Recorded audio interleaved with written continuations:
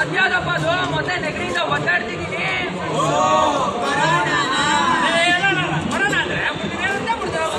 ಅದ್ರ ಕೈಲ ಬಂದ್ರ ಹೋಗೋದೇ ಇಲ್ಲ. ಅಯ್ಯೋ HIV ಅಂತ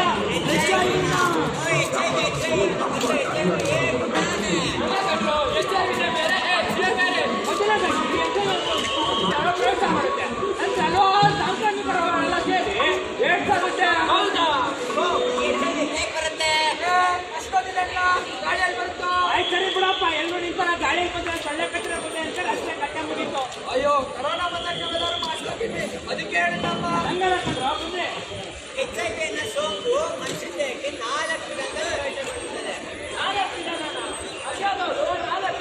ಮಗ ಮೊದಲನೇದಾಗಿ ಅಸುರಕ್ಷಿತ ಲೈಂಗಿಕ ಕ್ರಿಯೆ ಅಂದ್ರೆ HIV ಅಂತ ಒಬ್ಬ ಗಂಟು ಹಲವಾರು ಹೆಂಗಸರು ಸಂಪರ್ಕ ಪಡೋದ್ರಿಂದ ಮತ್ತು HIV ಅಂತ ಒಬ್ಬ ಹೆಣ್ಣು ಹಲವಾರು ಗಂಟು ಸಂಪರ್ಕ ಪಡೋದ್ರಿಂದ HIV ಅವರ ಸೋಂಕು ಹೊರಗೆ ಬರುತ್ತೆ. ಅಂದ್ರೆ ನಿಮ್ ಪ್ರಕಾರ ಬಹುಜನ ಸಂಪರ್ಕ ಇಟ್ಕೊಂಡ್ರು ಅಂದ್ರೆ HIV ಅನ್ನು ಸೃಷ್ಟಿ ಏ ದೊಡ್ಡ HIV ಇರೋರು ಬಹುಜನ ಸಂಪರ್ಕ ಇಟ್ಕೊಂಡ್ರೆ ಮಾತ್ರ HIV ಅವರ ಸೋಂಕು ಹೊರಗೆ ಬರೋದು. ಹಾಗಾದ್ರೆ ಇದನ್ನ ಹೇಗೆ ತಡೆಗಟ್ಟುವುದು?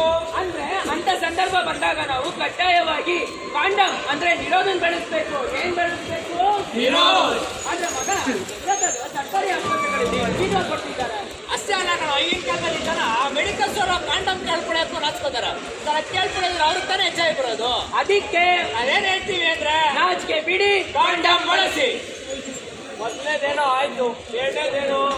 ಅಪ್ಪಿತಪ್ಪಿ ನಾವು ರಸ್ತೆಲಿ ಹೋಗ್ಬೇಕಾದ್ರೆ ಅಪಘಾತ ಆಗುತ್ತೆ ಅನ್ಕೋ, ಆಗ ನಾವು ವೈದ್ಯರಿಂದ ಪರೀಕ್ಷೆ ಮಾಡಿರೋ ರಕ್ತನೇ ಪಡಿಬೇಕು. ಹಾಗಾದ್ರೆ HIV ಇರೋ ರಕ್ತನೇ ಪಡಿಬೇಕಾ? ಹೌದು, HIV ಇರೋ ರಕ್ತನೇ ಪಡಿಬೇಕು. ಯಾವ ರಕ್ತ ಪಡಿಬೇಕು?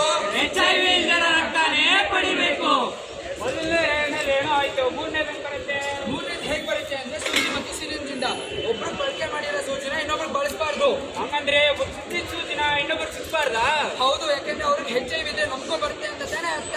ಅದಕ್ಕೆ ನಾವೇನ್ ಹೇಳ್ತೀವಂದ್ರೆ ಒಬ್ರು ಚುಚ್ಚಿದ ಸೂಜಿನ ಇನ್ನೊಬ್ರು ಚುಚ್ಚಬಾರ್ದು. ಏನ್ ಮಾಡ್ಬಾರ್ದು? ಒಬ್ರು ಚುಚ್ಚಿದ ಸೂಜಿನ ಇನ್ನೊಬ್ರು ಚುಚ್ಚಬಾರ್ದು.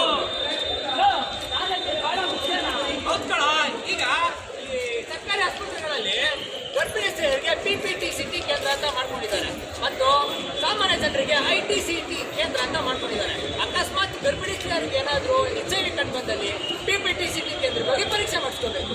ಅಕಸ್ಮಾತ್ ಅವ್ರಿಗೆ ಏನಾದ್ರು ಪಾಸಿಟಿವ್ ಬಂದಲ್ಲಿ ಅಲ್ಲೇ ಚಿಕಿತ್ಸೆ ಪಡಿಬೇಕು. ಈ ತರ ಮಾಡೋದ್ರಿಂದ ಹುಟ್ಟೋ ಮಕ್ಕಳು ಕೂಡ HIV ಇಲ್ಲದೆ ಹುಡ್ತಾರೆ. ಅಕಸ್ಮಾತ್ ಈ ಹೌದು. ಆಮೇಲೆ ಎಲ್ಲ ಸಾಮಾನ್ಯ ಜನರು ಕೂಡ ITCT ಕೇಂದ್ರದಲ್ಲಿ ಚಿಕಿತ್ಸೆ ಮಾಡ್ತಾ ಇದ್ದಾರೆ, ಅಂದ್ರೆ HIV ಚಿಕಿತ್ಸೆ ಮಾಡ್ತಾ ಇದ್ದಾರೆ. ಅಕಸ್ಮಾತ್ ಅವ್ರಿಗೆ ಪಾಸಿಟಿವ್ ಬಂದಲ್ಲಿ ಅಲ್ಲೇ ಚಿಕಿತ್ಸೆ ಕೂಡ ಪಡಿಬಹುದು. ಹಾಗಾದ್ರೆ ಇದಕ್ಕೆಲ್ಲ ತುಂಬಾ ಖರ್ಚಾಗತ್ತೆ ಅನ್ಸುತ್ತಲ್ಲ? ಇಲ್ಲ ಇದನ್ನೆಲ್ಲ ಸರ್ಕಾರಿ ಆಸ್ಪತ್ರೆಗೆ ಉಚಿತವಾಗಿ ಚಿಕಿತ್ಸೆ ಪಡಿಬಹುದು. HIV ಬಗ್ಗೆ ಮಾಹಿತಿನ ಕೊಟ್ರಿ. ನಾವು ಹೆಚ್ಚಿನ ಮಾಹಿತಿಗೆ ಯಾರನ್ನು ಸಂಪರ್ಕಿಸಬೇಕು? ಹೆಚ್ಚಿನ ಮಾಹಿತಿಗೆ ನನ್ನ ಹತ್ರ ಅಷ್ಟು ದೂರವಾಣಿ ಸಂಖ್ಯೆ ಕೊಡ್ತೀನಿ. 1 0 0 9 9 7 ಈ ಸಂಖ್ಯೆ ಕರೆ ಮಾಡೋದ್ರಿಂದ HIV ಬಗ್ಗೆ ತುಂಬಾ ಹೆಚ್ಚಾಗಿ